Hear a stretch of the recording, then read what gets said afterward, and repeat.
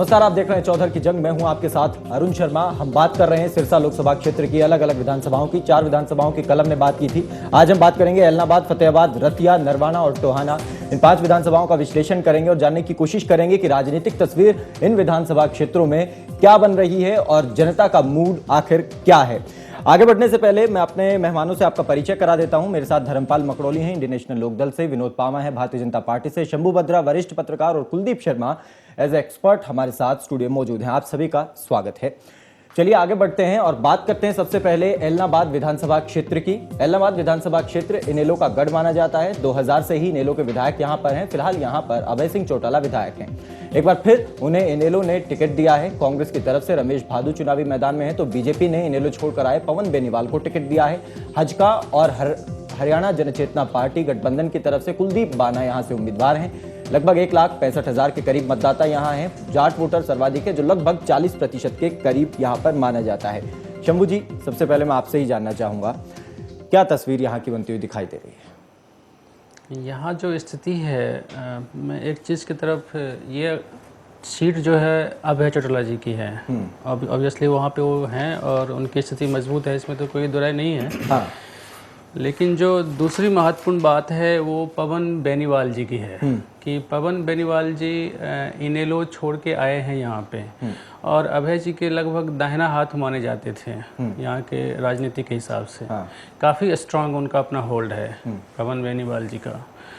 तो उनके यहाँ से हटने का जो नुकसान होगा इनेलो का, वो वही नुकसान बीजेपी को फ़ायदे में बदलेगा कि उनको जो नुकसान होगा।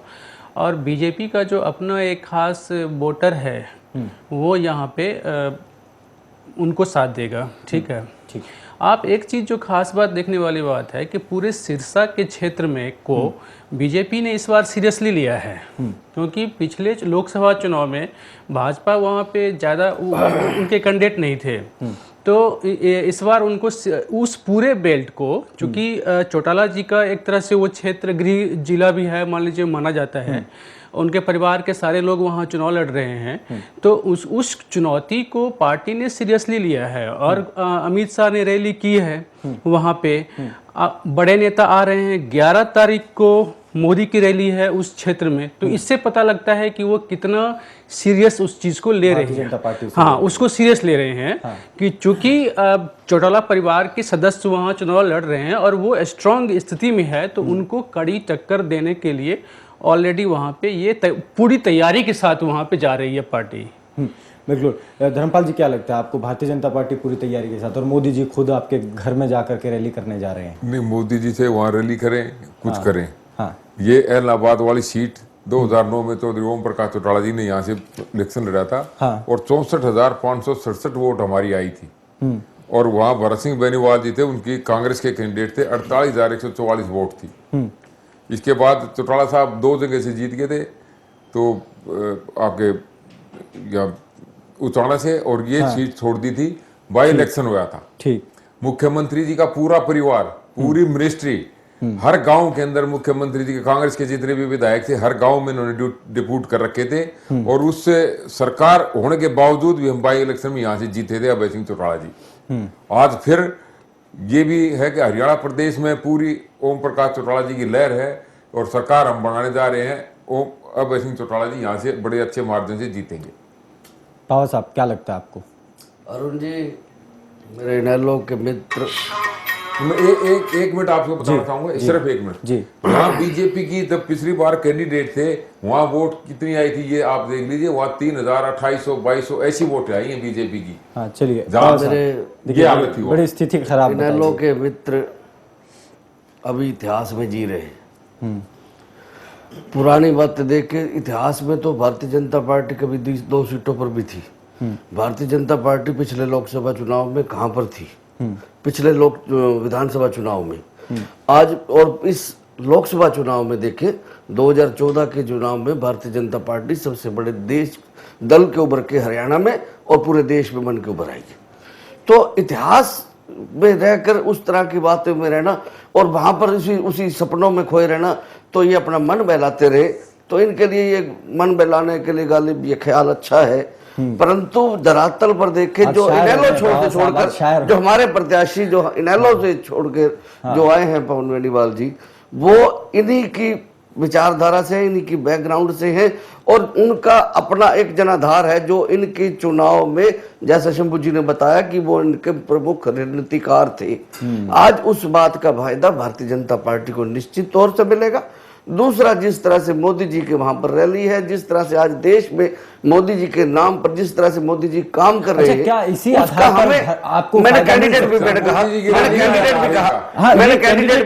कैंडिडेट की बात कर रहा हूं। आप कह रहे हैं कि वो अभय जी के एकदम, जैसे कि शंभू जी ने भी बताया, ठीक है, आप भी मान रहे हैं इस बात को। क्या इसी आधार पर भारतीय जनता पार्टी जीत सकती है यहाँ? मैंने उनमें से एक आधार गिना बनाया ये, मैंने ये नहीं बताया कि ये एक आधार, एक उनमें से एक फैक्टर ये भी है। ठीक है, दूसरा मोदी जी की रैली, इनेलो से आए हैं, इनेलो की बैकग्राउंड से आए हैं, इनेलो वहां पर जिस तरह से ये कह रहे हैं कि उन्होंने वहां पर इनेलो पार्टी में काम किया है, जिस तरह से उनकी पकड़ थी, उनका जो अपना व्यक्तिगत वोट बैंक है वो आज भारतीय जनता पार्टी, क्योंकि वो भारतीय जनता पार्टी का कमल का निशान लेकर आए हैं, तो वो निश्चित रूप से उनका अपना vote bank, Bharatiya Janata party का वोट बैंक, मोदी जी का वोट बैंक, मोदी जी की नीतियां हैं, जिस तरह से भारतीय जनता पार्टी आज देश में पूरे प्रदेश में जिस तरह से काम कर रही है, लेकर आ रही है, निश्चित रूप से भारतीय जनता पार्टी। अच्छा, अगर इतिहास देखें तो खैर आप फिर वही बात कहेंगे कि इतिहास देखें तो भारतीय जनता पार्टी का यहाँ कभी कुछ रहा नहीं है। इतिहास सबक सीखने के लिए होता है और इतिहास व्यक्ति जो पुरुषार्थ व्यक्ति होते हैं इतिहास खुद लिखते हैं। नहीं, इतिहास देख के एक बात तो ये भी देखी, एक बात तो मानी जा सकती है इतिहास देख करके कि 2014 लोकसभा चुनाव के बाद ही बीजेपी यहाँ अपना जनाधार ढूंढ रही है। उससे पहले तो ढूंढ लोकसभा में लोकसभा में हमारा कैंडिडेट जीता है, वहां से 1,75,000 वोटों से। मैंने ये पहले बात कही कि इतिहास वो उस टाइम की स्थितियां और थी, आज की स्थितियां और हैं। ठीक है, आज भारतीय जनता, आज जिस तरह से 2009 की बात कर रहे हैं, 2009 में क्या इनेलो का नेतृत्व वहां पर इस तरह के आपराधिक केसों में, ठीक है, तो ये बड़ी सारी बातें समीकरण है। आज भारतीय जनता पार्टी निश्चित रूप से वही सीट जीतने जा रही है। मैं ये जानना चाहता हूं, जैसे कि पावा साहब कह रहे हैं और शंभू ने भी ये बात कही कि क्योंकि जो पवन बेनीवाल हैं वो भारतीय जनता पार्टी में इंडियन नेशनल लोकदल से आए हैं और वो बड़े खास माने गए अभय सिंह चौटाला के, पहले उनके साथ भी रहे। क्या उनका ये आधार काम कर सकता है उनके साथ उनकी जीत के लिए? दूसरा, ये भी बात की जैसे शंभू जी ने कहा कि अब नरेंद्र मोदी जी रैली करने जा रहे हैं, सीरियसली ले लिया जा रहा है उस विधानसभा को, तो क्या इसीलिए कि वहां से थोड़ा सा अगर सीरियसली ले लिया जाए तो सीट निकल सकती? देखिए अरुण जी, इस सारे क्षेत्र को लेकर चलें तो मोदी जी से पहले बीजेपी का नामो निशान नहीं था।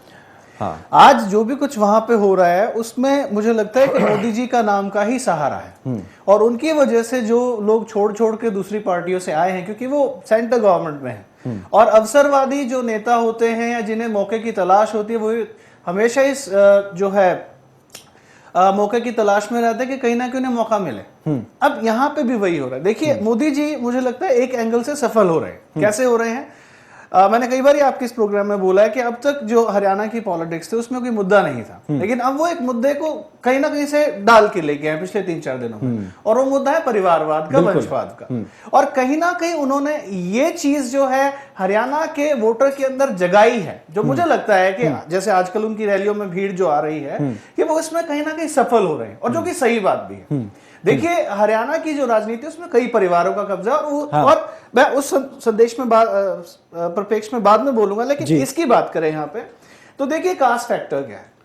जाट वोटर यहाँ पे मेजॉरिटी में है, उसके अलावा जो है बीजेपी का अपना एक कैडर है, बीजेपी के साथ जो रहता है जनरल वोट मोस्टली जो होता है। तो बेनीवाल जी को यहाँ पे वो जो फायदा होगा कि एक तो उनका जो पर्सनल आइडेंटिटी है इस पूरे विधानसभा क्षेत्र में, like he was the right hand, जैसे शंभू जी ने कहा वो सही बात है, वो थे, उसका एक बेनिफिट, प्लस दूसरा जो है मोदी जी की लहर, और तीसरा जो है जो एक शहरी मतदाता जो है बीजेपी की तरफ आता है हमेशा, जो व्यापारी वर्ग है, क्योंकि जो हाल के दिनों में घोषणाएं हुई है उससे कहीं ना कहीं लोग आएंगे इनकी तरफ। अच्छा, ये जो क्षेत्र है इसमें ग्रामीण वोटर ज्यादा तय करता है, 71 के करीब गांव यहाँ पर इस क्षेत्र में लगते हैं। देखिए यही चीज यहाँ डिसाइडिंग फैक्टर होगी कि अभय चौटाला जो है वो ग्रामीण क्षेत्रों में ज्यादा मार करेंगे, उनके वोटर वहां पे ज्यादा होंगे, और जो बेनीवाल जी लेके आएंगे मोदी जी के सहारे वो शहरी मतदाताओं को लेकर आएंगे। तो इसमें यह देखना होगा कि किसका कैडर बहुत ज्यादा वह मेहनत करता है। अब अभय चौटाला जिस कद के नेता हैं,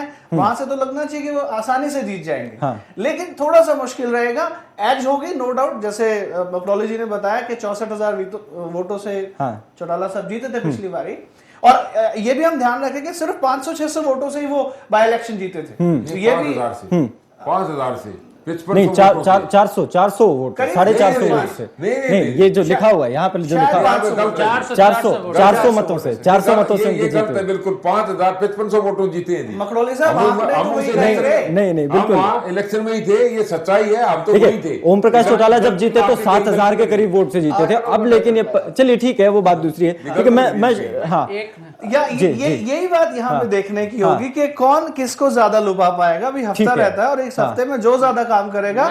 बाकी मुझे जो लगता है कि एज जो है वो अभय चौटाला साहब का थोड़ा सा ज्यादा हो। ठीक है शंभू, मैं एक लाइन इसमें ये कहना चाहता हूँ कि चूंकि अभय चौटाला जी वहाँ से अभी करंट विधायक हैं और उस पूरे क्षेत्र में देखिए तो विकास एक बड़ा मुद्दा है। आजकल जो ग्रामीण वोटर भी है तो सेंटीमेंट पे वो वोट नहीं करते हैं।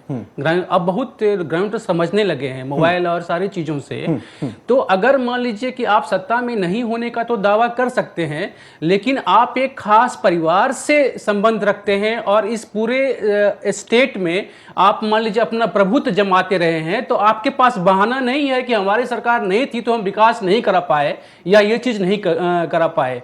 तो जनता आप उन चीजों को देखेगी। मतलब लीड में होने के बावजूद भी जनता उनके कामकाज का आकलन करेगी कि ये भाई साहब हमको क्या दिए हैं 5 साल में। बिल्कुल ये और ये भी कि दिग्गज नेताओं का गढ़ रहने के बावजूद जो है तो आप मान लीजिए कि उत्तर प्रदेश 8 प्रधानमंत्री देता है विकास के लिए, रो रहा है।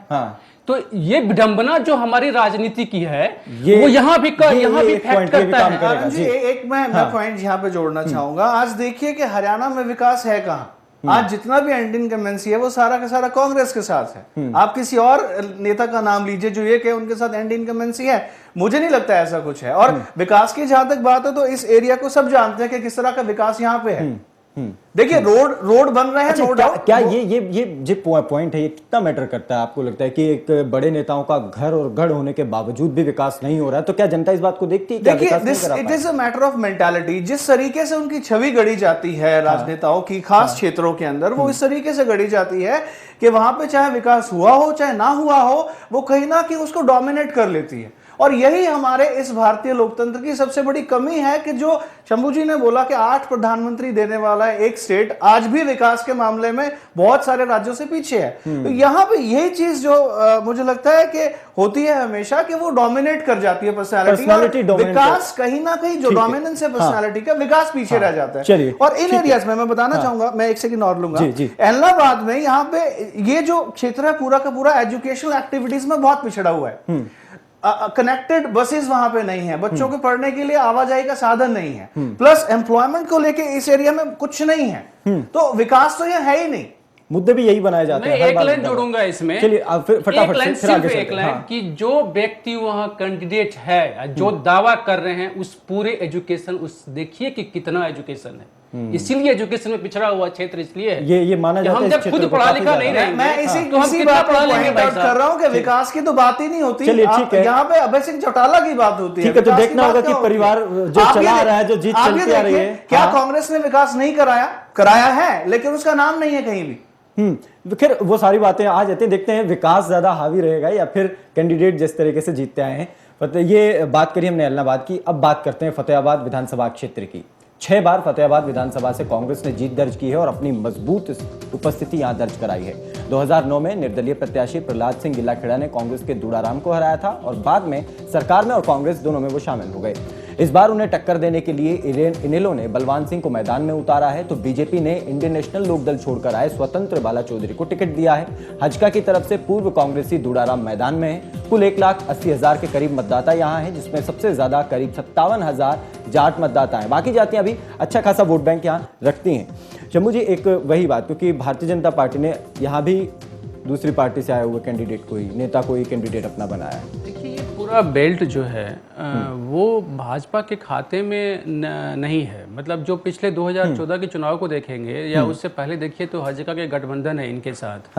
और ये क्षेत्र हजगा के कोटे में है, तो इसीलिए भाजपा का वहाँ नेता नहीं होना या जनाधार नहीं होना या उनके स्थानीय कार्यकर्ता नहीं होना, ये तो मतलब ऑब्वियस पॉइंट है जी। कि उनके नहीं होंगे, स्वाभाविक है। किसी भी दूसरे दल के जिस क्षेत्र में नहीं होंगे पंडित, वहाँ पे उनको दिक्कत होगी। तो अभी मान लीजिए जो लोग आ रहे हैं, ये फैक्टर ये है कि जो आ रहे हैं वो कितना स्ट्रांग है। तो इस मामले में देखा जा रहा है, जैसे हमने इलाहाबाद में देखा कि मान लीजिए कि बीजेपी यहाँ कैंडिडेट जो लोग आ रहे हैं वो एक स्ट्रांग कैंडिडेट होने का फायदा है। तो दूसरा है कि पूरे इस क्षेत्र में भी एक विकास भी एक मुद्दा है। इस चीज़ को आप देखिए तो वहाँ भी एक विकास मुद्दा है। और सबसे चूंकि जाट बहुल क्षेत्र है, ठीक है, तो उस मामले में देखेंगे अगर जाट नन जाट कोई समीकरण बनता है तो मान लीजिए वहाँ पे किनको फायदा हो सकता है, वो देखने वाली बात होगी। तो इस पूरे सीट पे अगर देखिए तो एक कांटे की लड़ाई जैसी है वहाँ पे सिचुएशन है। इस पूरे सीट पे किसी के लिए भी आसान नहीं है। ठीक है, धर्मपाल जी क्या लगता है इंडियन नेशनल लोकदल की यहाँ क्या स्थिति रहेगी? हमने आपने इसमें बताया कि 6 बार यहाँ से कांग्रेस जीती है, लेकिन पिछले 2000 के चुनाव में हमारा यहाँ से कैंडिडेट था। 2000 बाई इलेक्शन हुआ तब भी हमारा कैंडिडेट था लीला कृष्ण जी थे। उनके बाद स्वतंत्र बाला चौधरी को टिकट दी थी बाई इलेक्शन में, उनको यहाँ से जीत दर्ज की थी 2005 में, 2004 बाई इलेक्शन में जी। ठीक है, बाई इलेक्शन 5 में नहीं, बाई इलेक्शन ठीक है, ठीक है। 5 में हमारे पास नहीं थी सीट। हाँ। उस टाइम वहाँ स्वतंत्र बाला चौधरी जो है आप बीजेपी में चली गई। उस टाइम भी प्रहलाद सिंह गीला खेड़ा थे, जब हमने बाई इलेक्शन वहाँ जीता था, ये हार गए थे। इनके पास तो बंसीलाल की हरियाणा विकास पार्टी से थे और कांग्रेस के कोई दूसरे कैंडिडेट थे, दूड़ा राम जी थे कांग्रेस के कैंडिडेट। तो भजन लाल जी भी उस टाइम थे, उन्होंने भी पूरा जी जान, क्योंकि भजन लाल जी का भी एरिया लगता है वो इसको अपना स्ट्रॉन्ग होल्ड अपना मानते हैं। हमें वहां से ये सीट जीती थी चौधरी ओम प्रकाश चौटाला जी ने उस बाई इलेक्शन से पहले, जब हमारी सरकार थी, इस क्षेत्र में खूब विकास के काम कराए। ये ठीक है पिछली बार हवा नहीं थी और कांग्रेस यहाँ से जीत गई थी। अच्छा देखिए 2000 में तो आपकी सरकार भी थी, आपके तब हमने काम करा, यही तो कह रहा, बाई इलेक्शन भी हम जीत गए थे। उसके बाद हमारी कितनी 9 सीटें आई थी। अच्छा फिर सारा काम जो किया वो था सारा हटा काम दिया किया था, वो सारा हवा लोगों ने काम नहीं देखा। नहीं तो नरवाना में चौधरी ओम प्रकाश चौटाला जी ने इतने काम कराए थे, नरवाना से थे उस टाइम तो ओम प्रकाश जी की अपनी ओम कॉन्स्टिट्यूंसी थी, वहां तो कोई काम बाकी बचा ही नहीं था। लेकिन फिर भी लोगों का एक मन था कि वो इस बार चेंज चाहते हैं। उस चक्कर में हम वो इलेक्शन वहां से हार गए थे। लेकिन अब बलवान सिंह जी को हमने टिकट दिया और हम 100% ये सीट रिटेन करेंगे। बाबा साहब यहाँ भी जो कैंडिडेट हैं आपके वो इनेलो से आए हुए हैं, या क्षेत्र में ये चीज़ ये प्रतीत होता है ये चीज़ देख के कि भारतीय जनता पार्टी का यहाँ जनाधार, फिर वही आप बात कहेंगे कि इतिहास की बात ना की जाए। बात जहाँ तक है अरुण जी, यहाँ पर 1987 में भाजपा के दलवीर चौधरी जी यहाँ पर एमएलए रहे। 87 हमारे साथ अलायंस था। हाँ चलिए ठीक है, फिर भी भाजपा के भाजपा का अलायंस था।